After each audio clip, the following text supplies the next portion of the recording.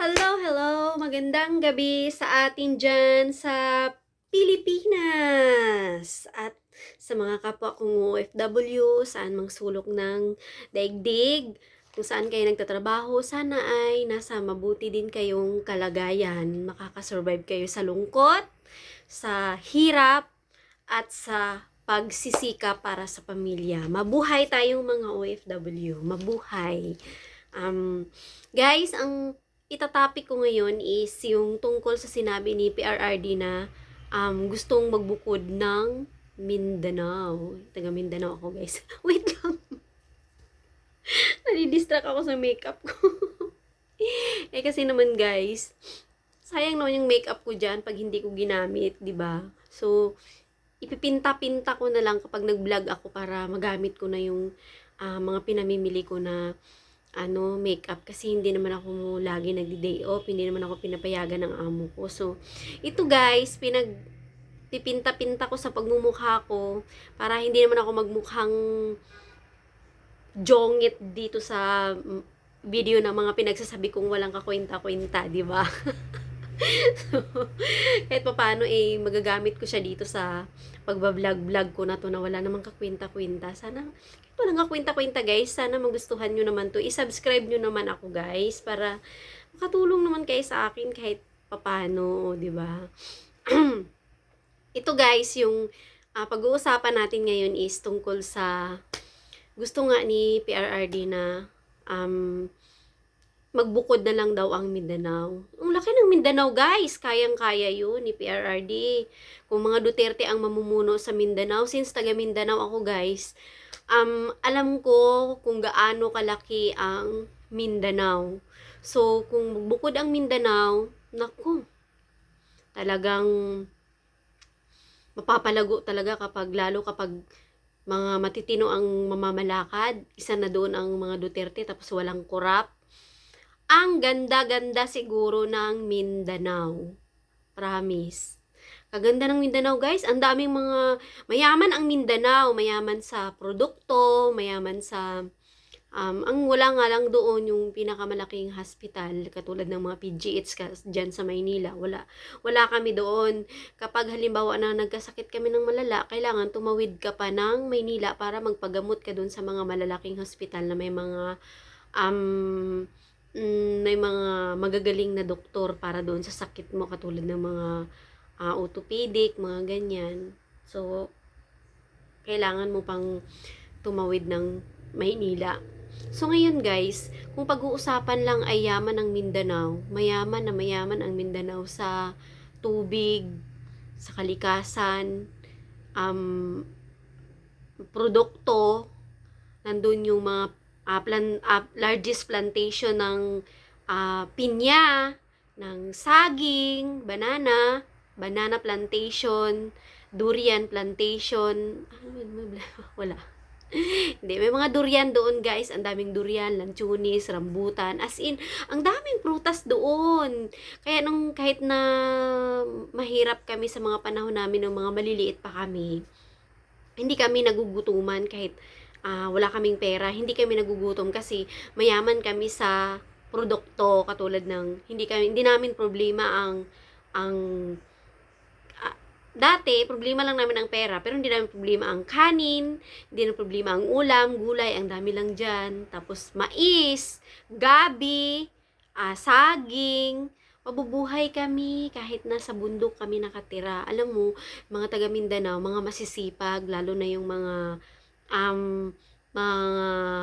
kapatid nating mga Muslim, ang sisipag nila guys, ang lawak ng mga lupain nila dun sa amin, tatanim sila ng mais, gulay, kahit anong maisipan nila, marami ding mga hayop, ang ganda ng mga tubig doon, yung mga lawa, yung mga fish pan, ang dami doon guys. Kaya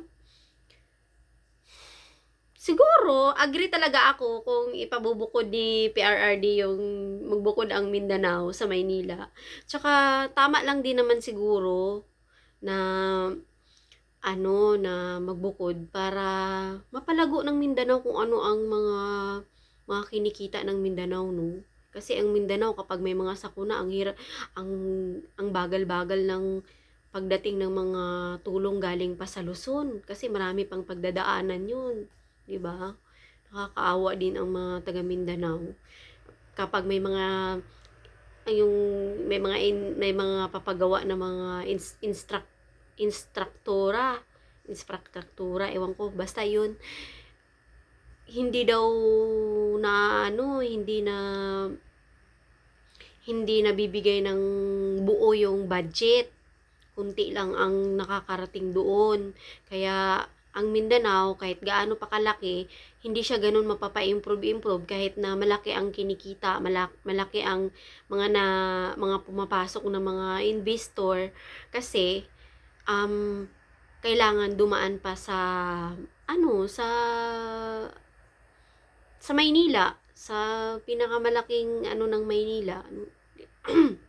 Kaya siguro, pero hindi naman hindi marami marami hindi papayag lalo na doon si Eduardo Anyo at saka si Carlito Galvez, sineryoso naman nila yung sinabi ni PRRD. My God, alam niyo naman si Tatay Digong na bigla-bigla na lang nagsasalita yun ng gusto niya. Pero hindi niya naman siniseryoso. At saka, dala lang yun ng bugso ng damdamin niya. Kaya nasabi niya. At saka, kung totohanin na, oh, why not? Bakit? Lumago nga daw yung mga Singapore. Lumago yung Malaysia. Lumago yung... Itong Taiwan, lumago. O, di ba? Bumukod sila sa mga malalaki nilang mga bansa. Tsaka, sabi ng iba, kailangan na daw na kailangan ka na mag-apply ng residency. So, kukuha ka na ng passport. Oh. Paano kaya ako, no? Magiging dual citizen na ako kasi may taga Mindanao ako, tapos may bahay din kami sa Maynila. Paano na kaya yun? Kung kailangan ko mag-apply ng dual residence. Kailangan na daw kumuha ng passport kapag magbukod ang Mindanao, tapos ang Mindanao papasok tawag dito, papasok ng Luzon, tapos ang Luzon papasok din ng Mindanao. So kailangan natin ng passport. Maraming humalma sa sinabi ni PRRD. Ba't kaya nagagalit? Hindi naman totohanin ni PRRD yun, sa tanda niya na yun. Sineryoso, natatakot tuloy ang mga taga Luzon. Mabawasan sila ng kukurakutin. Malaki kaya ang tulong ng Mindanao, laki ng mga Luzon at Mindanao at saka Visayas. Ang laki kaya ng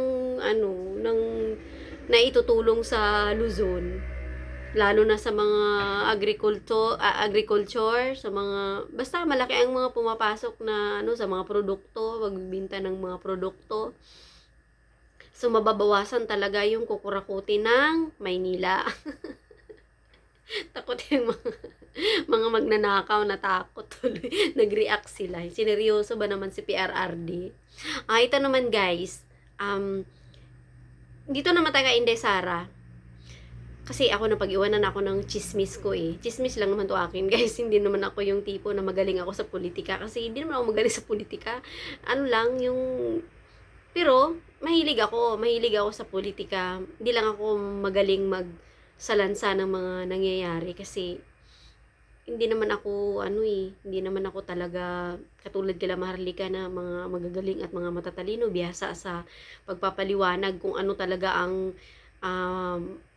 nangyayari. Magaling sila magpaliwanag ba. Ako naman chismis lang tong akin. Chismis lang ta ba kay kabalo po ng mga gobyerno nato sa Pilipinas nga wala ta natulog nga mga netizen, oy, di ba?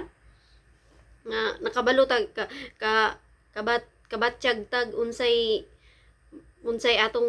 resulta sa ilahang paglingkod anang ilahang mga posisyon, di ba? Kung nakatulong ba sila sa atin o hindi.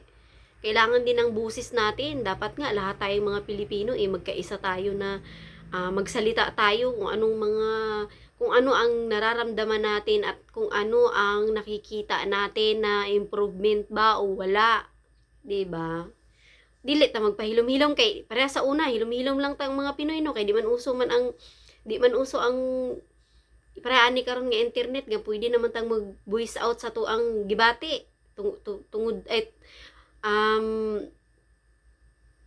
about sa ato ang gobyerno, kung tama ba ang kung may nagresulta ba og kanang paglago sa ato ang ekonomiya, di ba? Sa una ang TV raman ang ato ang paminawan. Kung unsay i-report sa TV, di dito ra ta mutuo. Karon kay daghan mag mga cellphone na kanya-kanya naman tag cellphone no, high-tech naman kay ron.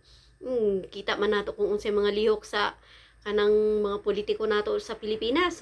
Isa ka utot ra nila, mahibaw-an dayon na samot na si Madam Maharlika kay kulang na lang butangan kadag isa ka CCTV ang mga dagway sa mga politiko. Ibawan yun ni Madam Harlika oy, daghan kay CCTV si Madam Harlika sa Pilipinas, mga puting ahas ko no kung iyahang tawagon, di ba? Yung maganda ngayon kasi nasasabi na natin kung anong mga gusto nating sabihin. Hindi man na, katulad ko, katulad sa akin, hindi ko man maipaliwanag ng katulad sa pagpapaliwanag ng ibang mga vlogger na mga matatalino at magagaling sa politika. At least ako, makapaglabas man lang ako ng kuminto ko din kahit na hindi naman ako ganun kagaling magpapaliwanag kasi hindi ko naman role yun, guys, kasi natatakot din ako baka mamaya anuhin ako ng mga politiko sa atin, lalo na daw si First Lady, nakakatakot, sabi binubuljak niya lahat ng mga nagki-criticize sa kanila. So akin, marites lang to guys, ha, marites lang to. Katulad nito guys, sila ang gustong magpaparesign kay BP Sara sa Department of Education. Ito sila, at saka si Mike Abi. Bakit gusto niyong pag-resignin si Inday Sara? Ginagawa lang naman ni Inday Sara yung trabaho niya. Hindi naman kayo ang boss ni Inday Sara.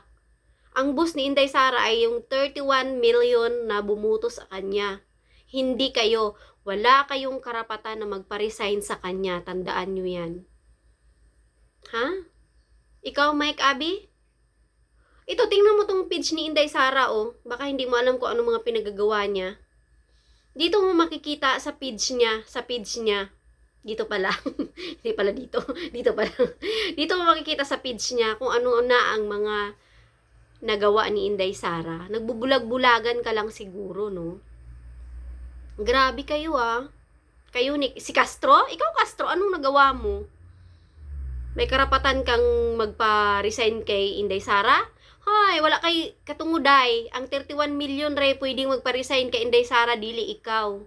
Paghilom diha, wala ra ba kay nabuhat sa nga maayo sa Pilipinas, ha? Ako di ko magsulti sa imuhang mga binuhatan kay kanang kabalo na siguro ang mga tao kung unsa imong gibuhat sa mga kabataan. Wala kay katunguday nga magpa-resign ni Inday Sara, ha? Si Inday Sara, mas marami ang nagawa ni Inday Sara simula sa Davao hanggang dito sa pag-upo niya ng Vice President.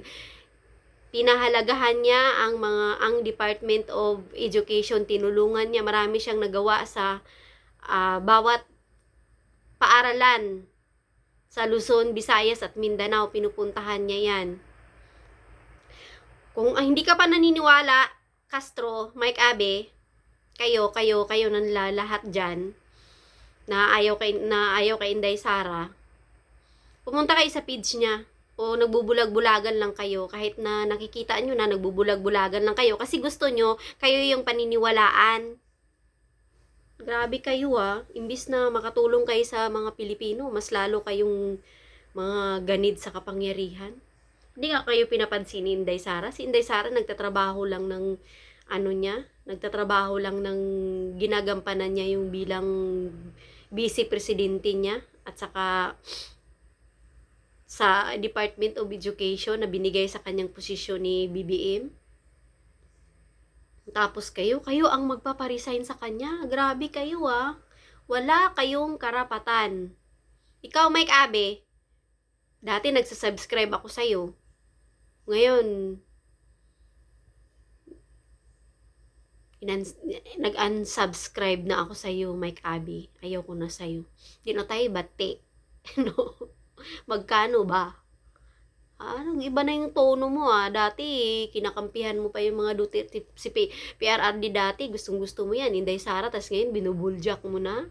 Hindi mo na gusto ang Duterte dahil ba kay Kibuloy na inalis ka doon sa SMNI. Siguro kung sa'yo, palakpak yung tainga ni Sir Mike Abby ngayon na wala na yung SMNI Gustong-gusto niya kasi yun Talagang pinagdadasal niya na hindi na makabalik yung SMNI sa mga kabalastugan ng mga tambaloslos.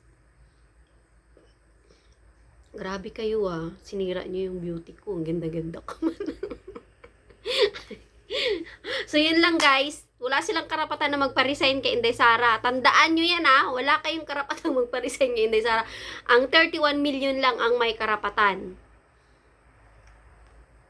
Maraming nagawa si Inday Sara kumpara sa inyo. Baka hindi pa kayo nangalahati sa mga nagawa ni Inday Sara. Tandaan nyo yan. Sige na, yan lang. Huwag ko nang pahabain to kasi si lolo ko, pinausukan ko sa labas. Baka mamaya umusok din yung ilong nun, magagalit sa akin. So guys, kung kayo, mga netizen, mag-speak up na rin kayo para sabay-sabay tayong ipaglalaban natin yung karapatan natin bilang Pilipino. Na para hindi na tayo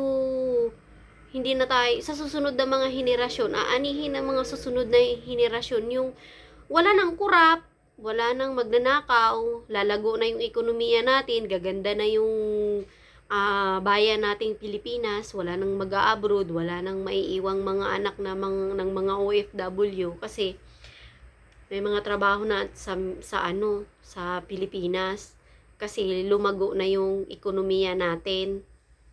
'Di ba?